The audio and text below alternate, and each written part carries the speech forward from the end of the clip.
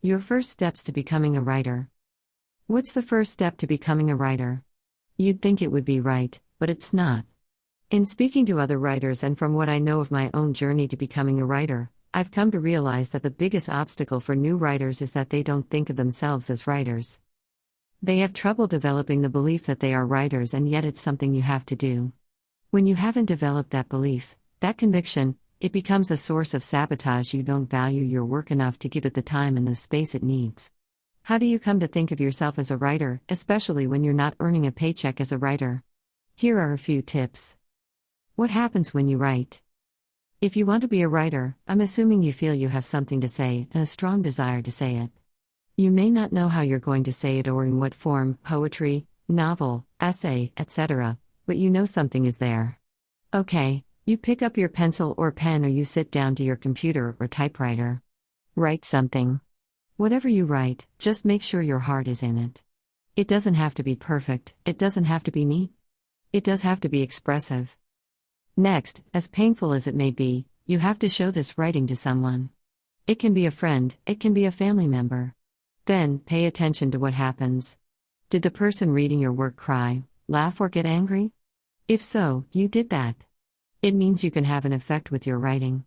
It's worth something. You have to keep going. A teenager recently wrote to me concerned because she's writing fiction and she's worried her mother will read it and get upset because she thinks it's stuff the teenager really did. On the one hand, that is a bummer to have to explain yourself to your mother, but on the other hand, wow, that means the young lady's work is believable and effective. That kind of feedback is hard to ignore.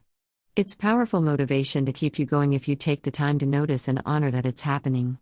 I once had a writer say to me, "I don't know if my stuff is any good. I just know that when people read it, they cry." I told her you can't get a message any clearer than that kind of response. Now she just has to listen to it. Cultivate silence. If you're having trouble thinking about what it is you have to say, it may help you to spend some time each day in silence. Some writers pray. Some meditate. The idea is to get used to clearing your brain space and tuning into your inner voice. You'll also be more aware of those little scraps of possibility floating around in your head that can later grow into big ideas. What do you want to write? Experiment. It's okay if you don't know what you want to write about.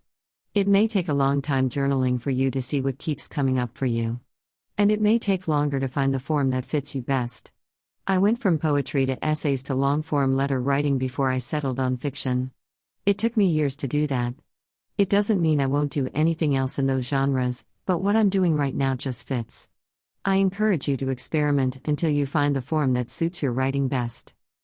Continually remind yourself you are a writer.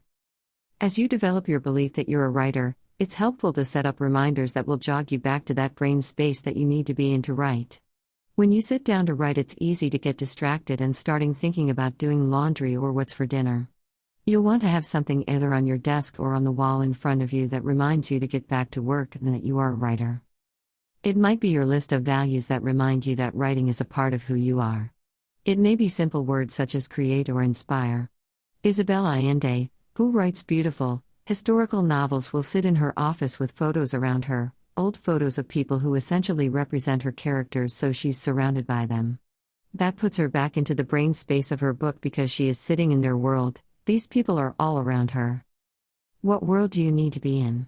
The journey you take to get there will be one of many you'll take as a writer. I hope these ideas will help you take those first steps. What you write and where you go from here is entirely up to you. Bon voyage.